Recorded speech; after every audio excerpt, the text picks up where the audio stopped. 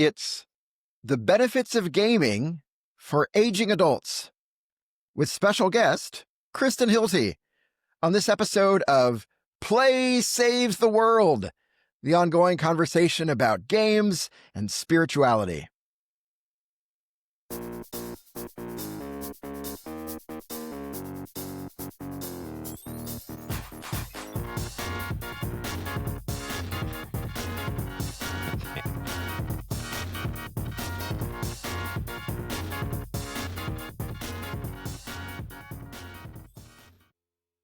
Hello and welcome everybody to Play Saves the World. My name is Daniel Hilty. My name is Kevin Taylor. And I'm Kristen Hilty. Kristen, welcome to the podcast. We're so glad to have you here. Thank you. It's good to be here.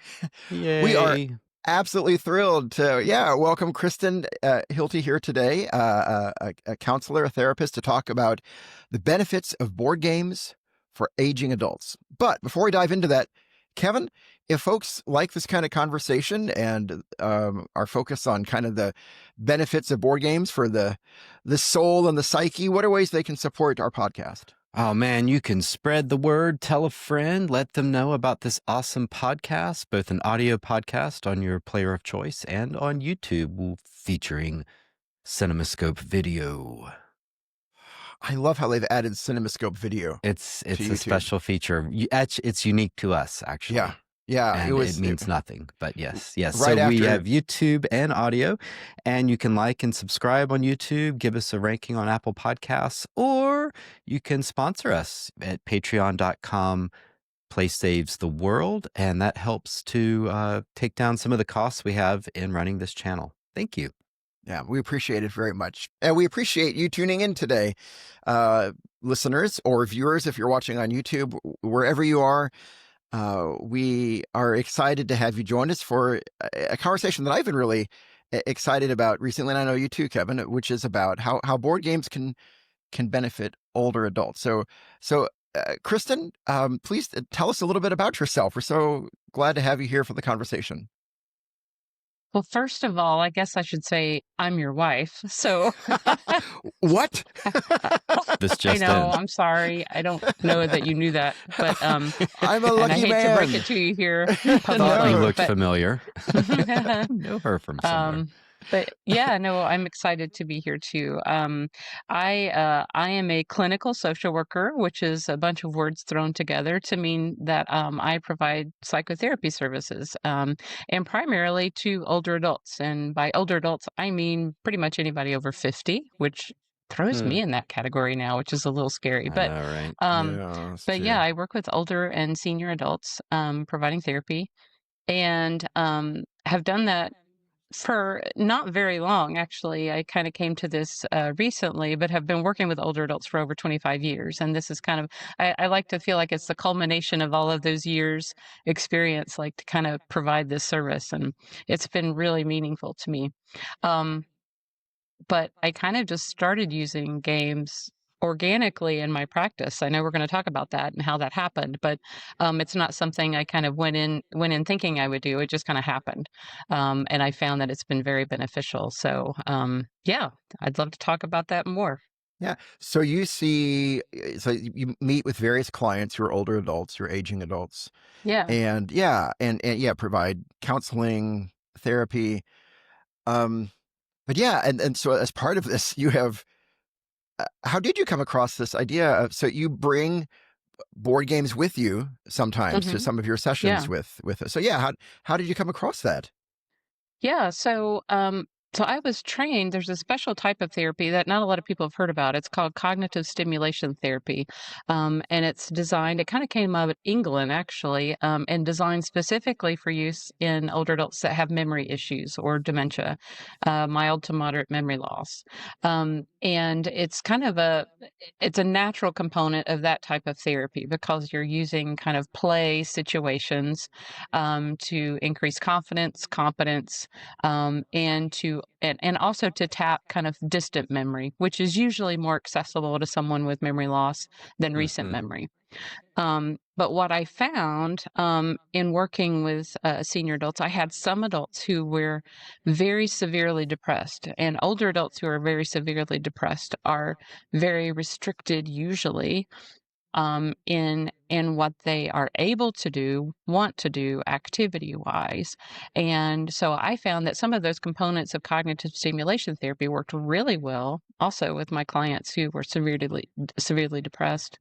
Um, and so I started kind of being a little more formal with it and not just bringing in kind of casual word association games, things like that, which are kind of the backbone of cognitive stimulation therapy, but also bringing in board games.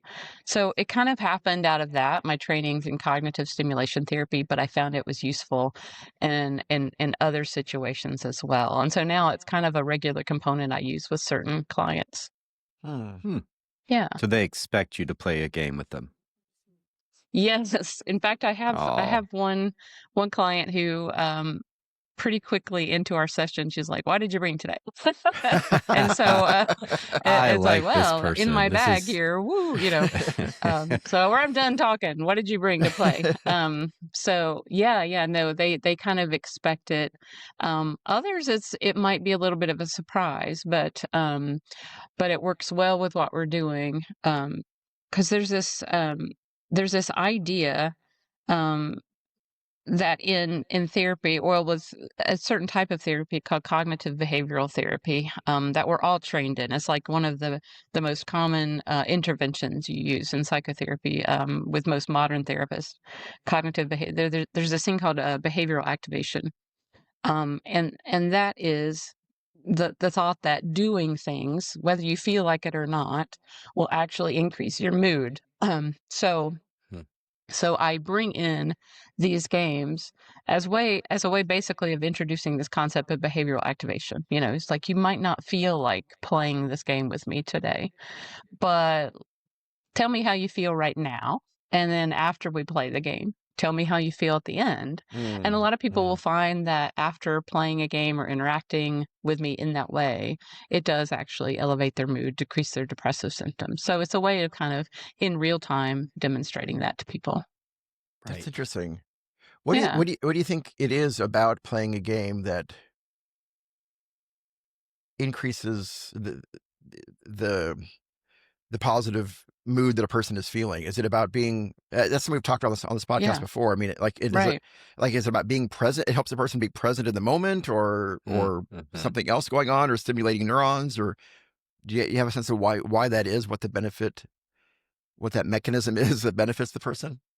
Yeah, I certainly feel like there is an element of, what we might label as mindfulness when you're playing a game, being in the present. And we've probably all experienced that when we're playing games. You're not really, and you may, while somebody else is taking a turn, you may think about your laundry or think about something bad you said to somebody else earlier in the day. But for the most part, a really engaging game kind of takes your mind off of everything else that's going out in the outside world and you're really present. I know I find that when we play games with friends, I'm just really in the moment enjoying, and even if there's downtime, I'm usually talking to the people at the table, rather than thinking about other things I've done that day that made me sad or so yes, there's that mindfulness component. I think with aging adults, there's also cognitive stimulation. That's a benefit, and it also raises. I like to call it. I usually tell people it raises your confidence, it raises your competence. Because I think Ooh, that's a good one. people who have memory loss, especially, feel very incompetent in most situations. And whether you mean to or not, it's very easy to make someone feel incompetent, and or to make them feel less than. Um, Sure. so when I'm engaged with games, I'm very cognizant of that feeling. And so I might be hyper positive maybe in the game, and we can talk about that later. But I'm really looking to increase your confidence, increase your competence with senior adults, So along and that especially, line, yeah, along that uh-huh, line, what do you do about winning and losing? yeah, that's great. That's a good question. Because I I could find, see, if the person uh loses, they're like, I knew I wasn't good at anything, right? Like it's not helping. right. But then winning Yeah. is, of course, a competence and confidence booster. You're like, oh, look, I can win. Yeah, yeah. Well, and so we might play games that don't have a win or lose Mhm. component to it as well. You know, you call them cooperative games in board game world. I know all your lingo, by the way. Um, You're but kind I of don't. you're What are you kind of a talking about? board gamer too. What are you I know, I talking know. about? So we might call them cooperative, but I call them. I usually, when I'm doing a game with a client, it's like, okay, let's learn this game. So it's more like a learning opportunity than it is a Mhm. let's compete against each other. It's like, no, let's learn a new game. And so I think Hmm. when you're learning a new game, there's not that, you know, like I don't really care if I lose a game if I feel like I don't know it. You know, like if Daniel's played it 20 times himself and then he Mhm. brings in this new game and he beats me the first game. I'm like, well, you know it. I don't, so it's fine. That will be the But only time I beat you. But yes, I'll let you win that one time. yeah. Once you learn it, you're good. The sly smirk appears on Daniel's face. So cooperative gaming, using as learning, and I will bend the rules a lot, and we can talk about this more. But I will modify games Smart. Yes, to my yes. heart's content, and usually that also kind of removes that win or lose component. And as a social workers are trained, clinical social workers. Our background in social work is always focused on client strengths, and so um, I'm usually already really well aware of what a client's strengths is. So I won't bring in, if I know that word recall is hard for them, I won't bring in Mhm. a game that functions on word recall. That would be evil of me. You know, I'm going to bring in a game that really focuses on their strengths. Like I have several clients, older adults who without memory loss that are amazing at words. And so Scrabble, yeah, let's play Scrabble. They'll love it. They feel very confident and they can beat me at it. It's no hands down. Um, never underestimate an aging adult. That's probably the one lesson I Mhm. want to leave for everybody too. Never underestimate older adults and their resiliency and their capacity for learning and That's awesome. and resiliency. So yeah. Hmm. Hmm. What are some examples of some of the rules you would bend? Yeah. So well, Scrabble. I just talked about Scrabble. Scrabble is a good example. And sometimes instead of Scrabble, I will bring in bananagrams, which is actually a little bit more it's bendable than Scrabble. You know, Scrabble Yeah, has yeah. very set rules that most people are used to. If you're a Scrabble player your whole life, you know those rules and you're going to stick Right. to them. And they usually catch me on all of the rules. But bananagrams, what I love about any of those tile games, and I think we have another one like pairs of pairs or pairs to pairs or things like anything that's like letter tiles. Um, you can just make up your own rules. And so often I will use those Yeah. letter tiles and we'll do different things with them, or we'll ignore the rules. We'll just kind of say, let's just make words. And we'll sit there until somebody runs out of tiles and make words together. Or That's maybe awesome. instead of all of them interconnecting like bananagrams usually do, we'll just make pairs. And that's like the pairs and pairs game. I mean, you just make pairs of words. Mhm. Um, I think what I love to do with my clients who have memory loss is use those letter tile games for actually word association. So I will make a word with the tile. So I'll say like birds. I'll do birds with the letters, and I'll say, can you think of two birds that have the same letter, some of the same letters, and can you put two birds in that across those tiles with two birds? And they can usually do that. So I'm providing I'm basically providing a root word that they can build off of, you know. Hmm. And if Hmm. they can't think of anything, that's okay. You know, my role there is to just guide and support.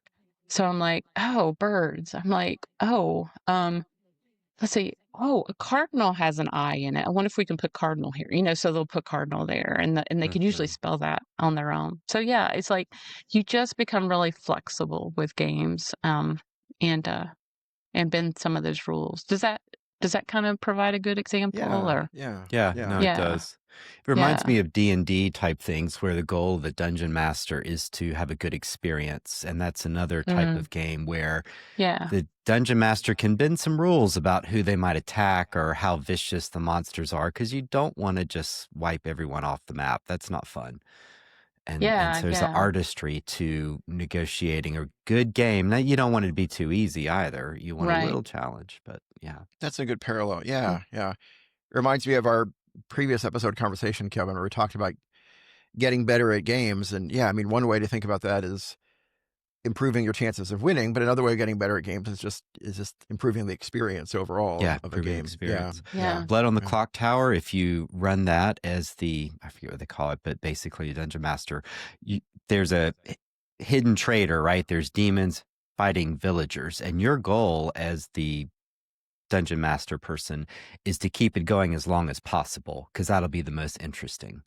So you might help the demons out a little bit if it looks like they're going to lose quickly, or the villagers, but you don't care who wins or loses. You just want to drag it out, because then it gets exciting when it's down to 2 versus 2 people. And they're, that kind of thing. Interesting.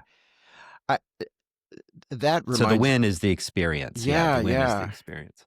I can't remember the name of the author now, but a long time ago in the podcast we discussed the book Finite and Infinite Games, and I remember that the distinction the author made was that the point of finite games is to win. The point of infinite games is to keep the game going. Right. And it's kind of what I hear maybe you both saying. Both, and I mean, obviously you can't keep the game going forever, but the point is just to prolong the positive experience of the game. Yeah. Right. Yeah. I have another good example too, that I find works well with my clients who have some memory issues, and that's Things and Rings. I mean, that's a game that we have, and we got at the last, Geekway, I think, and I just kind of picked it up on a whim, or you did. I can't remember who bought it now. Maybe I did. I think it was you. Maybe, yeah. I think it was me. Yeah, because I thought think it was maybe me. in the back of my I think mind, it was I'm Kevin. always. That's right. Oh, Kevin, did you stick it in our bag, Kevin? He did. It was his trade for Ark Nova. I thought the game was Things in Bags, so I stuck it in a bag, but I was wrong. Shameless plug for Rings and Things, or Things and Rings. Yes. And I'm always at conferences now in the back of my mind thinking, I wonder if that would be a good game. So I'm picking up games now that I feel like That's would awesome. be good. So I think I probably bought that one. But that's one, if you play it by the rules, and we've done this at home with college students who come over to our house with our college age kids every week. And it's a difficult game. It's a mind burner. It's like one of those, you're at the end of it, you're like, I'm done. I can't do anything else the rest of the night. But with my clients, I do it totally differently. I basically put one loop out, maybe 2, but not maybe 2 if I feel like they can. And then I'll label those. Okay, does this object go in this? I'll use like one card. I think they like an example. You can maybe think of an example better than I can, but things that can be in water or something like that. Maybe that's the descriptor. And then I pull up a subject card and I say, an object card. I say, does this object, can it go in water or not? And you're just basically putting it in or out of the ring. So it's it's a good cognitive stimulation exercise, but it's not asking them to do really abstract or deep analytical things like you would have to do to actually play the game. So that's a great example. Right. And So I will say, simple like judgment. that game specifically, I had a client who, again, severely depressed. It was so hard for me to find things to connect. That game lit her up like nothing else I did with her. That's so cool. You never know, It was, do you? You have to try. it was amazing. And again, that feeling of competence for her, which she never felt. She was the only one who was able to do like a Venn diagram type thing too, where I overlaid 2, and I said, well, does it fall on this side, or both? And she was able to do that. And for her, that was just like, oh, yeah. So it can be really cool. Yeah. That is awesome. And we're going to ask for some of if you have some recommendations of like some of your best go-to games for older adults later on in the episode too. Yeah, we've got 2, right? Bananagrams and Things and Rings. Oh, she's got. I made a list. She's got a list. I'm sensing Ark Nova's coming up, Kevin. Kevin's favorite there. Ark Nova. Twilight Imperium. So Twilight Nova. You must build a floating zoo and then have it attack others. And what I like about that example too is, I mean, it also illustrates what you're saying about kind of, bending the rules. The rules of the standard game is, to win Things and Rings, you have to guess the category. it's not open information. But what I hear you saying is you make the category information open information at the very beginning. Like they're not trying to Yeah. guess, okay, Yeah. is this something, what's the category? You're just letting them know that right from the start. Yeah, Yep. yeah. That Yep. makes sense. This is awesome. That's good. Yeah. Right. Right. Yeah. Yeah. So are there any, there's so many benefits we were talking about playing board games with older adults. Are there any drawbacks? Any challenges to it? Yeah. Yeah. I would say, the biggest drawbacks are not really cognitive drawbacks because I can kind of work with that. I have enough experience working with people who have dementia and and memory loss that's not a challenge. I can adapt to that. But what is harder to adapt to sometimes are changes in our sensory perceptions as we get older. Hmm. So if you think about it, like even your hands might be affected by arthritis. So Hmm. I have found card games are hard. I mean, it's okay for some people, but if you have arthritis in your hands, it's really hard to pick up Right. cards. So I have to be careful with their abilities in that sense. Hmm. But vision is huge, So Hmm. just like you might be working with someone with vision loss, or you just want to be aware. I found color distinction is hard. I had high hopes for a gentle rain, which a lot of people love, Mhm. because it's just a very peaceful game. It can be very mindful. Um, but I have found almost everyone I work with, whether they have an actual diagnosis of macular degeneration or glaucoma, whatever, those colors are very hard to distinguish Oh no. with Yeah. senior adults. So like I'll bring out a flower and I'm like, let's place this flower, and they're like, is that purple or red? So Mm. that one Mm. I've kind of stopped taking, unfortunately. But Mm. but it's the same thing with other games where you have to see colors or distinguish colors that are too close. Trying to think. Oh, the other good example. I love those, and I think I had you buy these for me, Daniel. But the story dice cubes, which are very Yeah. good for Yeah. open-ended play. The Rory's dice Um, cubes, story cubes. yeah, Yeah. yeah, Rory's story dice cubes. And I think there's 3 different sets of those now. Again, they're great, and I can use them with some to kind of initiate stories, which is great for my cognitive stimulation therapy. But they're so small. People have trouble distinguishing what the images on the dice. Mhm. So again, affected by so those are the drawbacks. You have to just be very mindful not only of cognitive deficits but also sensory deficits when you bring in games, because that might affect the playability blah, blah, Sure. blah, of a game. Hmm. So Blah, really, blah, blah, what blah. I hear saying is, I mean, we're really kind of talking about accessibility issues. I mean, that, Yes, yeah, yeah. yeah, yeah, making Yeah, games that's more what when we were accessible. talking about this episode, I said, yeah, I can talk about aging adults, but really it's an accessibility issue too. Mhm. It's a broader subject than me just talking about, how games are accessible for senior adults, but Yeah. other people too. Yeah. I know you both know this already. Accessibility issues around color blindness and seeing colors, similar Yeah. colors in the same way, is a conversation that is ongoing, and rightly so, in the hobby board game community. I know that it makes a big difference for a lot of people. And I've seen some games. Oh, what's an example? Like Sea Salt and Paper, which has different colors on cards, but then it also represents each color by a unique symbol. And there's almost kind Yes. of like they're trying to standardize, almost like they're trying to standardize a universal symbol for each kind of color. And Mhm. that can be really helpful. Have you seen that too, Kevin? I heard. I have, or in Yeah, other games, yeah, they will yeah, do a symbol along with the color or some shading, something to help people that have some color perception yeah, problems. I yeah. I felt like it was a standardized thing. Like there's an explanation on the box of what um communication tool they're using, but I could be Mm. wrong about that, but Mhm. I'm sorry, I should know. But there is an attempt to standardize what colors are represented by, not just in that game maybe, but Right. I think you're right. I think Sea Salt and Paper does use that. I think you're right. Some sort of yeah. But universal yeah, standard. but some games like Molly House, there are certain symbols they're using because they're almost like poker cards.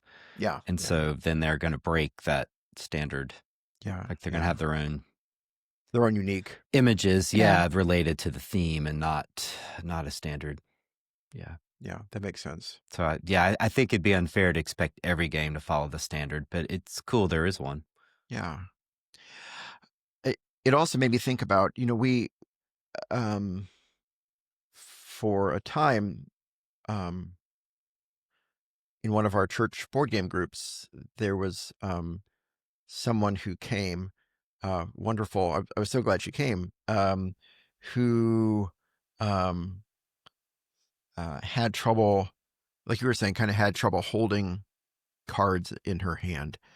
And for her, we were able to use, like, I'm sure there are all sorts of different things, but, for her, I guess a couple things, I've seen, in fact, we have, these like trays that you can put on the, on the table that, you put that have little slots in them where you put, the cards are placed, so they're held up for you. You don't have to hold it. But then also she used, it was like a fan. Just like an old kind of paper fan that you'd fan yourself with. But there were little kind of rigid slots at the top of it that you would put cards in, or her helper would put the cards in for her. And then she would basically hold the base of the fan. Anyway, I'm sure there are millions of varieties of all of that. Workarounds. Yeah, there's lots of adaptations, that you can use, and tools that you could use to make game playing easier, I think. Yeah. Yeah. Well, I wanted to. Go ahead. Yes. Do you mind if I go back? I'm sorry. I No. did kind of brush over cognitive deficits. The obvious thing to point out is if a game has a memory component, Right. Yes. that's not a good one. I think you've talked about that before in a podcast, Kevin. It's like for some people, they're very sensitive to that anyway, even if you do. I mean, as we get Yeah. older, you probably notice we're all forgetting things easier too, which is normal aging, which I could describe what that is to you too. But yes, like Wilmot's Warehouse as an example, which I know you guys love and you've brought up before in a podcast. That would not be a good one to use with Right. someone who has cognitive issues or memory loss issues, because that's the whole basis of the game. It's kind of remembering a story with community, obviously, but that will kind of bring out someone's deficits and bring that to the fore. So, yes, just be aware of kind of any games that do that. I think games that focus more on maybe immediate reward, or things that happen immediately in a turn, or open-ended play, like we've talked about. I think those are really good games for people with memory loss issues. So. Could you give some examples of that? I'm sorry, Kevin. Go ahead. I interrupted you. That were you Yeah. asking for examples of where games are bad? That's not a hat is the one that is that what you're asking? Which ones are not helpful? Yeah. What either Or no, either way. either way, Yeah, yeah. but yeah, well, that's not I a wasn't hat sure would be where you're a going. really I was bad going to game. jump in. That's not a hat is the one that I've seen kind of people treat like kryptonite. They're like, I "Oh, feel I am bad not playing doing that that game." sometime. Yeah. Well, and the game is, I'm I bad mean, at you that one. have to, it's about humiliation. Like someone has to Yeah. forget or else the game never ends. So that's the weirdly vampiric nature of that game of Yeah, yeah. someone must crack. But yeah, Right. that's one to be careful with. But but it's And I fun. feel It's a like fun game. that game is almost more about just kind of like the ability to lie to with people Yes. believing you. To It's like, bluff. I That's know right. that's That's the right.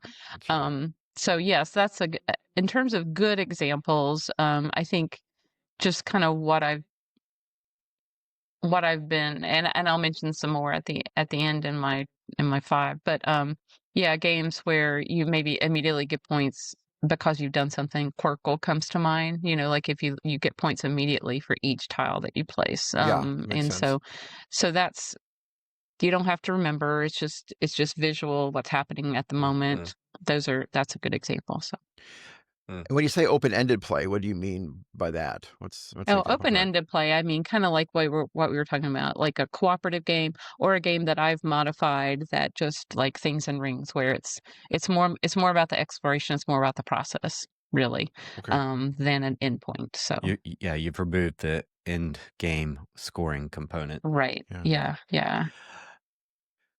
If I may ask, so I mean, something I find myself wondering about as you're talking about this is after or after you play a game with an older, aging adult, or during the process of it, and you're thinking about these benefits that can derive from it, do you have an intentional time where you lead the older adult, the aging adult, in naming the benefits and thinking about the benefits, or do you just Mm-mm. kind of leave it to the process for the person to internalize it and connect the dots on their own? Does that make sense what I'm Yeah. asking? Or Yeah. I think sometimes a little of both, especially if I'm introducing this for the first time. They're like, why do you have a game with you? And I'll explain this concept of behavioral activation, that sometimes doing things when we're not feeling our best or feeling depressed, doing things. I often have a mantra. It's like, don't wait to do something until you feel like it. Do it now so that you can bring about that feeling that you want. It's like, it's kind of like you do something to bring about the feeling you want. So I explain that concept to them before we play the game. And then maybe we'll do a scaling activity, where, well, how did you feel before we played and how do you feel now? oh Or if yeah, they do yeah, that, if I assign that as an assignment too, which I've done too, I say like, okay, this week with your family, I want you to play, uh, like a game that they're comfortable with. I think one dominoes is something that a couple of my clients are really familiar with. So play dominoes, and I want you to see how that makes you feel after you play. Um, so yeah, other times though, it is just a process, and it's just more like and a means. And I think a lot of therapists do this. They use games as a means of having conversations when clients are otherwise too in. I don't know how to explain this except that when people are doing something that's not quite focused on the conversation that you need to have with them, sometimes they'll open up when they're just like doing yes, something else. yes, Yeah, like uh for even, you know, regular I don't say regular, but my adult clients who are not in that kind of cognitive or memory loss deficit area, sometimes I'll use a game just to kind of like help stimulate conversation because yeah, games do that, I think. Right. yes, yes. Yeah. Uh, Absolutely do. That, yeah. I love that. I'm sure I've told the story before, but one of my favorite gaming experiences was a young man who came to our first church board game group, and after a while, he just said that he had this realization that he would never come anywhere, a church or anywhere else, and just sit around a table with people and talk to them under Mm. normal circumstances. But games gave him an excuse to do that, yeah, and it's just, yeah, Yeah. yeah, yeah. I love Mm. that. Um, Yeah, for sure, for sure. so let's say that there are some listeners to the podcast or viewers of the YouTube video in stereoscopic um, Videodrome. Videodrome with an amazing Technicolor, um, that are thinking, hey, and these listeners and viewers, they're not therapists or counselors. They're just saying, hey, I have this older adult in my life, um, and I'd like to connect with them over games. What are some recommendations that you might have just for our listeners and viewers who maybe just want to use games to, yeah, to connect with an aging adult in their life? Yeah, I think my first piece of advice, we let the older person lead the way too. Right. Kind of ask them, what games do you love? What games did you play as a child or as an adult that you absolutely love that you would love to try again? And so start there because, maybe we're a little snobby with our games sometimes. Not naming any names. What? Uh, so I mean, we might Well, we it's might be. not Monopoly.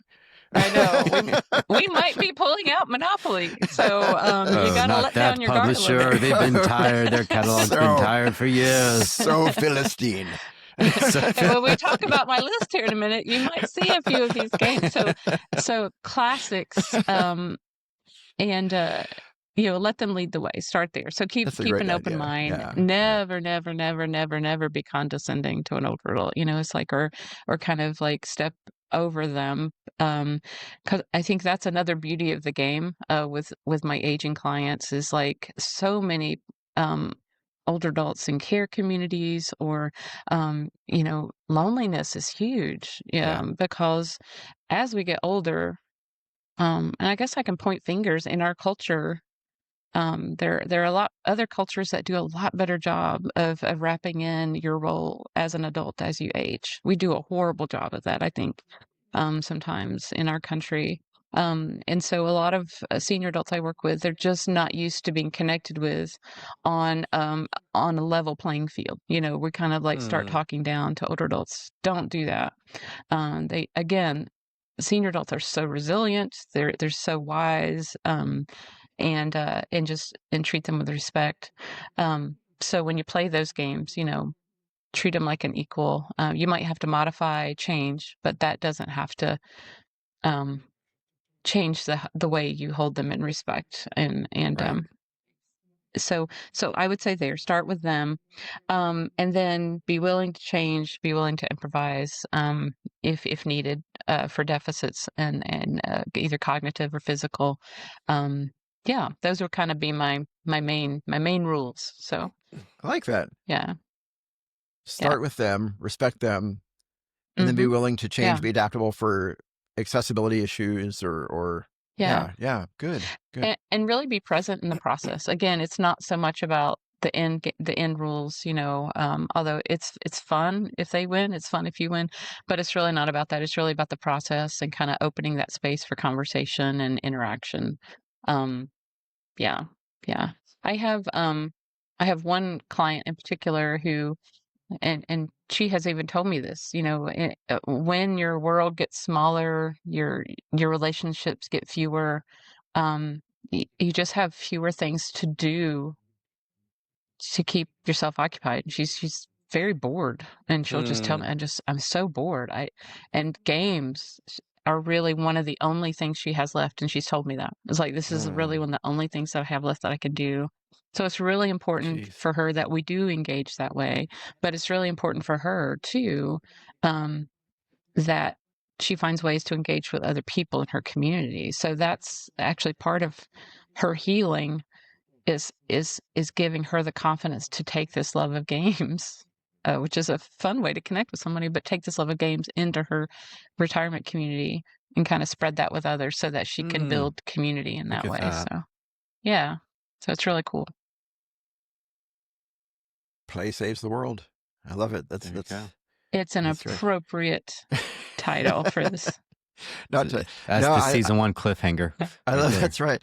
I mean, Kristen, you and I were talking about this a day or two ago in preparation for the episode, but Kevin, I'm interested in your thoughts on this too, and of course, Kristen's as well. But w- w- one of the things that has struck me over the years in talking with other guests and talking with other, we talk mainly with hobby board gamers, is how often we hear, not always, but how often we hear that a person's love of gaming um, began when they were um, children, like playing dominoes with their grandparents or something like that, and just how, or, you know, um, go fish with their grandparents or whatever, but just how often for adults who love games, there's a story of some intergenerational play, when they were growing Mm. up around a gaming table. And I think, yeah, I mean, it's a beautiful thing. I don't know if that gels at all with any of your experience, Kevin, or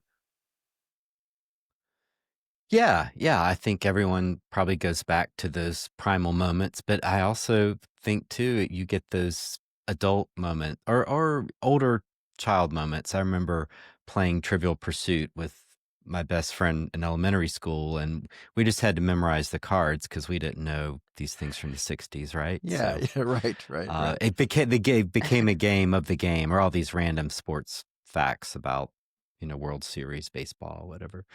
So yeah, for me, I hear you, and yeah, but for me, I think it was generational, right? I was playing with my friends, Yeah, yeah, and then yeah. playing with other adults recently. Okay, in right. some Right. ways. That makes sense. So maybe I Yeah. broke the mold. I'm No, sorry. no, I no, don't no, no, know. no, no, no, no. There's no I'm right or trying to wrong. Yeah, remember. I guess I do vaguely remember playing Scrabble with my family. Yeah. yeah. I didn't think I had any memories of playing with my grandparents either. And then, as Chris and I were talking about yesterday, I did remember a moment where I was playing Scrabble with my granddad. Yeah, Ooh. but yeah. And I you, played, Kristen? yeah, Yeah. I played hearts and spades mostly with my dad. Uh-huh. My dad loves spades, so it's why I'm kind of good at trick taking games You're very now. good at them. Hmm. Yes. And I don't like them because it brings up all of those feelings of like, oh, I got to do a good job playing partner here. But but but then I remembered though when we were talking about playing with grandparents, I did remember, yes, my grandfather in church, um, I guess I must have been a squirmy kid. I don't know, but he would play that dot game, where you draw lots of dots on a piece of paper, and then you take turns drawing lines until Oh, somebody gets yeah. squares, and then all of a sudden you trigger a domino effect of filling in all the squares, and we would play that during church Hmm. throughout the sermon, I guess, which is funny to me now because he was such a faithful Baptist. I can't imagine him not listening. What else are you But going to do during a sermon? Yeah, That's I that's don't He know. probably So we was play. listening. I mean, it's not a yeah. hard game, right? So, No, it's very. so he was I thought listening. it was a pretty cool game. I loved it, but Yeah. I was probably 4 or 5. So, um, but That's yes, I sweet. do remember that. And he was a very playful soul too. I think we didn't play a lot of board games together that I remember, but he was a playful soul. I just remember that about him. And Hmm. so he probably instilled at least that sense of fun and play and adventure, I think, that I Hmm. have. So, Hmm. yeah. Hmm. And Yeah. playfulness instills confidence and competence, as I It recall you does. saying. It really does. Yeah. I love that. That's going to be a nice mantra from this episode. Thank you. That's right. Yeah. So yeah, Well, let's do a top 5 from Kristen, and we can jump yes. in, but I don't really have anything. Yeah. What are some top 5 games So that let's you hear would from recommend Kristen. 5. people play with aging adults? Um, well, they don't have to be ranked, do I? Do I have to do a ranking or can it just, I list the top 5? Is that okay? Yeah, Yes. however This you is a want bullet point list, not to. Yeah, a however number. you Do want I to do it. do I get a Yes. drum roll each time? So, Number well, I 5. think I think, I'm just going to give you 5, Yeah, that sounds good. not in any particular order. But first is, and I put them in the same category: Bananagram, Scrabble, any kind of letter-based tile game. It's just such a familiar and old classic. A lot of people have played it, and so it picks up easily. Scrabble's. It kind of depends on if they know the rules to play full-blown Scrabble, but it is definitely a game that I bring up. Um, and in Bananagram, so I love the flexibility of it. I can manipulate those tiles, play any kind of game I want to with those. So that's a good one to take. The second one, uh, Rummy Cube. mm-hmm. And I got that one from your mother, Oh, how loved it. sweet. Yeah, yeah. Yes, Yeah, my mother-in-law, she we loved it. played that a lot. She loved that game. And the tiles are chunky, they're easy to pick up for most Mm-hmm. people, and they're also pretty big letters. So, Yeah. and I find that number games actually do really well with a lot of people. Hmm. Numbers, where you're matching numbers or sets of numbers. I don't know if it's because we all have this, speaking of primal memory of gin rummy. I don't know, or primal Right. memory of these like sets and runs. But Rummy Cube works really well for most people. Again, it's easy to learn, but it's also got very It's easy to read it's and play with tactile, so components. being Tactile. able to grab things Yeah, like dominoes and right. stuff is vital. Yeah, Yeah. that makes sense. Yeah, and next I would put Quirkle in there for that same reason too. Quirkle's tiles are huge, chunky squares, so they're easy for people to pick up. The colors are very bright on a black background, Mm-hmm. so most people can make them out. I do have a few clients who have trouble making out the reds versus the orange. Again, Mm-hmm. that's a color blindness Mm-hmm. issue, but also just that macular degeneration and cataracts stuff that they kind of affect how you see. But for the most part, people can see that, and it depends on sets. The Quirkle's a little complicated.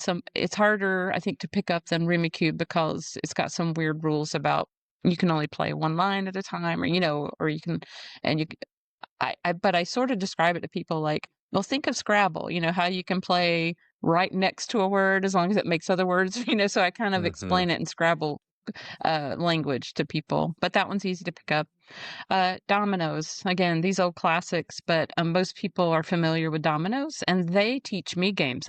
We haven't talked about that. Oh, Mm. Like, yeah. so sometimes I take in a game that I don't know, but I'm asking them to teach me as a form of cognitive stimulation. Right. So I actually did that with one of my That's clients awesome. Yeah. recently. Yeah, it's like because I have no memory of how to play train or whatever it's called in dominoes, Mexican and I train was is what I always heard it called. yeah, right. And so I said, "Can you teach me?" And she did. She taught me how to play. And then after that was one of those sessions where it's like, "Okay, now how do you feel now compared to how you felt before?" She's like, "Oh yeah, I feel a little better." It took her Neat. mind off of things for a little while. And then one I've recently started taking, Skyjo. I played that just Mm. this week, but I would also throw in that category, and I think they will work too. I haven't used them, but I plan to. It's like Six Nip, No Thanks, any of those card games that use numbers. I think Mm. those Mm-hmm. will work well, and they're easy to pick up. You have to again be careful if you can't hold cards or pick up cards, but those are good. Um, can I go beyond 5 and just give a few No. more? Is that okay? Honorable mention. We Oh, love yes, honorable okay. mentions. These 5.2. actually do fall in the honorable mention category then, Honorable but actually mentions. these are ones that work better for people maybe with memory loss. So, Okay. Okay. so the things in rings, again, that's very adaptable and it's just fun. There's so many different cards. They're easy to see. They're not abstract. That's my problem with Rory's story cubes. They're stick people and they're doing weird things that you can't always tell. I can't even tell. They say, "What is this?" And I'm like, "I don't know. Just use your imagination." Right. People with memory loss have a hard time with abstract thinking. So Sure. sometimes, so there's this game out there called, my last game I'll mention is a game called We See. I don't think you can even call it a game hardly. It's OUISI. So it's like French yes and Spanish yes. We see. Okay. Um, and it's a card. They're just decks of cards with images on them. Usually, just really close up images of things, like maybe a close up image of an egg or a close up image of a hubcap. Or so the idea behind this game is like these images. You're supposed to find connection, even abstract connections. Like, okay, that's a hubcap circular. Um, this picture of a donut is circular. So there's different variations of the games, like you can create chains of cards if they're similar, or you can, I think I mostly use them with my clients just to generate stories. So, or maybe I'll take in cards that only have foods on them. It's like, what are some of your favorite foods here? Things like that. So it's barely a game. You can play games with it. And it's actually touted as a card game for individuals or senior adults with memory loss. Mm. I find it a little hard to use sometimes if someone's not capable of abstract thinking. Um, so, but I just wanted to bring it up because it is a game out there that's kind of designed specifically for that purpose, and it can work, but you just might have to adapt it or kind of make your own rules. So, and they encourage that. So, It almost sounds like kind of the story cubes idea, but in card form, sort of, or in a way, maybe. yeah, but a lot more visual. Yeah. Yeah, it's a Yeah. lot more Okay. visual. Yeah. Okay. So you can create stories. I think that is one of the alternate games that you can do, like create a story with the cards. But they more kind of just encourage like matching visual components and shapes and things like that. So Great. yeah. Great. Yeah. Those are great games. Bananagrams / Scrabble, Rummikub, Quirkle, Dominoes, Skyjo, Things and Rings, adapted. Mm-hmm. And We See. Yep. I like Yep. him. We Yeah. Yeah. OUI. Yeah. A Dutch Blitz might work well. Did you ever play Dutch Blitz? Yes, that Because was it's another numbers and Hilty stacking. family favorite. Yep. Yeah. Yeah. It's a good And Mennonite you could game. just slow Yeah. it down, right? Huh. Like you could Yeah. do it not because there's a little Yes. bit of No like playing pressure. war. Yeah. Yeah. That would be Yeah. That's a fun. good idea. Yeah. Kevin, I've heard of a Mennonite youth group at a church that built like a giant Dutch Blitz set. Like each card was like 2.5 feet long, and they played it on a big field. Like they would go out It's and like try a to- Harry Potter That's chess right. scene. That's really funny. That would be fun. That'd be Oh, that would fun. be fun. Yeah, yeah. Especially Uh, because you're racing, right? right, yeah. And it's I can pacifist, so see you that. can't push them out of the way to No, you get your can't. car down first. You can't. However, you can make them feel very guilty about it if you wanted to. Not You- good if you're on a walker or a cane, but otherwise it's a good game to play. Those are great. Also, just if it's and you all might know this already, but I've just recently learned that Skyjo, is kind of variation of a game called golf. You play with a deck of cards, but there's another commercial game out there that maybe even more readily available called Play 9. That Sure. basically is the same thing as Skyjo as well. So if a person can't find Skyjo, Play 9 might be you can maybe find Play 9. But And what is Skyjo again? SKY type Skyjo? SKYJO, yeah, and it's like a card game. You put 12 cards out in a tableau, or cards out in a tableau of 12, and you're basically trying. The numbers go from -2 to 12, and you're trying to get rid of the high cards by either replacing them from the draw pile, or drawing from the discard pile, and um, so the person with the fewer points kind of wins that, or you keep track of the points, but the person with the fewest points wins. Okay. So you're just trying to get rid of those high cards, basically. So that's pretty clear easy. rules. Yeah, and I played this week, and the person I was playing with, they were actually picking up on those strategies too. Like, and there is one cool rule which makes it fun. If you get one row of all the same numbers, even if they're high numbers, they disappear and they go away.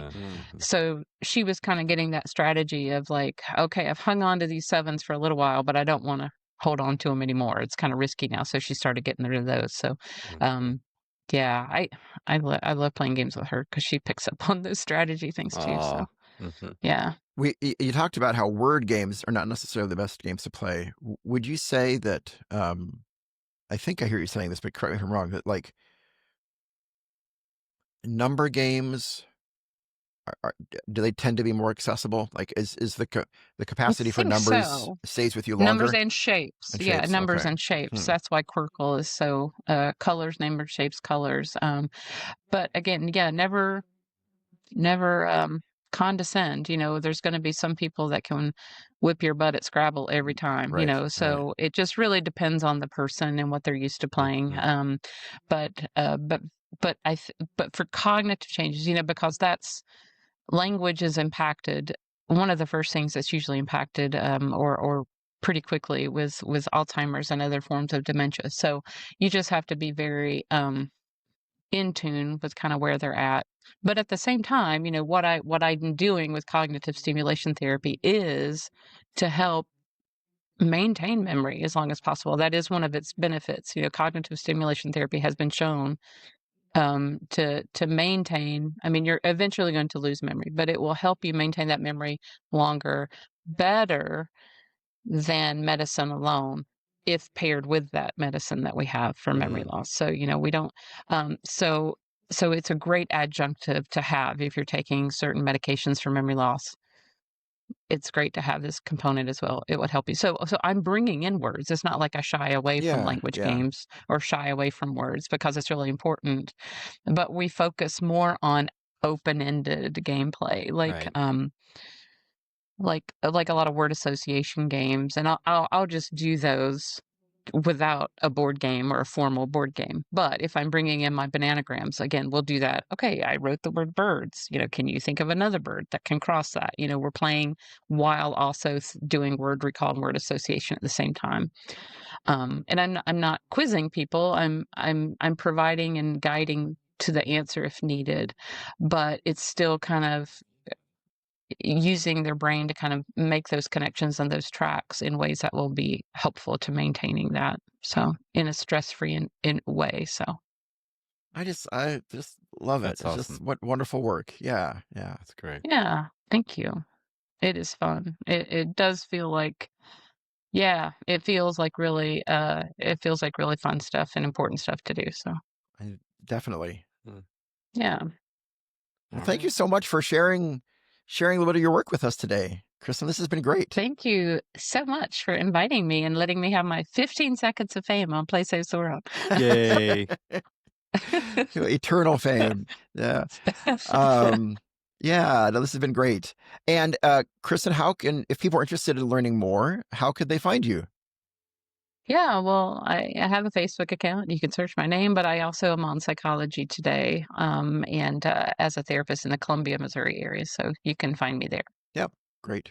Yeah. Okay. Kevin, any final gems of wisdom? No, it's amazing. You just keep learning how games can have so many positive impacts. So who knew? Who knew Yeah. that with senior adults, a therapeutic role for board games? That's awesome. Yeah, for sure. Well, and dear listeners and viewers, please know we would love to hear from you anytime as well. Maybe if you want to share an experience of playing with an aging adult or some reflections or thoughts on your own experiences in that area, please share with us. We'd love to hear. You can reach us at playsavestheworld@gmail.com or info@playsavestheworld.org or on our Instagram account. But Kevin, Kristen, anything else? Have a great day. I'm All good. right. Thank you so much. Thanks so much, everybody. Bye-bye. Have a good day. Bye-bye.